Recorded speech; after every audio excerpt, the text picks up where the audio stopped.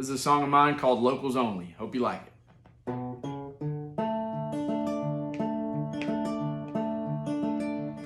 Well, I was wandering through an old hill country town, just rambling around the streets. And the whole place was covered from its cobbles to its gutters in a litany of rustic antiques. I stumbled upon this old out-of-the-way place. It was a dive with no signage, which I thought was strange, but nevertheless, I strode inside and took a seat.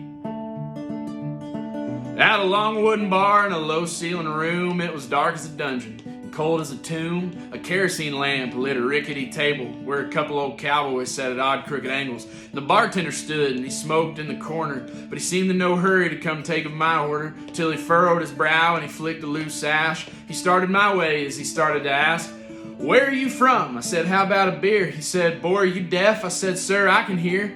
I'm from Fort Worth, only here for the weekend. A quick getaway, full of shopping and drinking." He said, "You're from the city?" I said, "Yes, I suppose." He said, "You know, there's a winery that's just up the road. It's got bold Cabernet and fine leather chairs, and I think you'd fit in a bit better in there." He stared deep in my soul as he gestured behind me to the back of the bar where a hand-painted sign hung in crimson block letters on a backdrop of white. It read, "Locals Only," in the kerosene light. I got a lump in my throat and I sunk in my chair, and those crooked old cowboys had started to stare.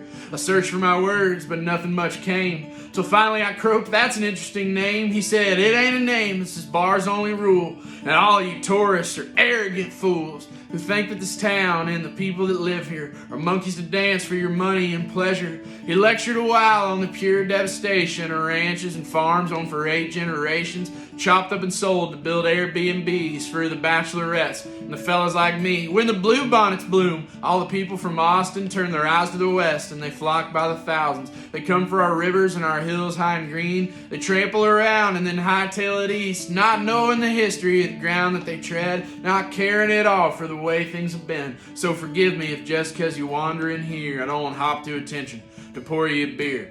He ended his rant and he finished his cig, and those cowboys stood up from the chairs they were in. I knew in that instant that I'd outstayed my welcome, so without a word uttered, I made for the exit. And I went to that place that the barkeep had mentioned. And the chairs were quite comfy and the wine was delicious, but on the tip of my tongue was the sourest taste left in my mouth by that low-ceilinged place. And many times through the years I've been back to that town, and I've looked and I've searched and I've rambled around for that low-ceilinged dive, but I can't seem to find it.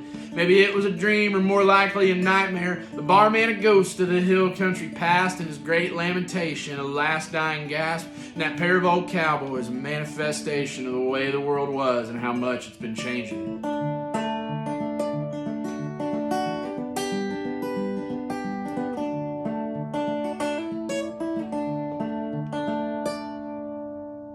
Thanks.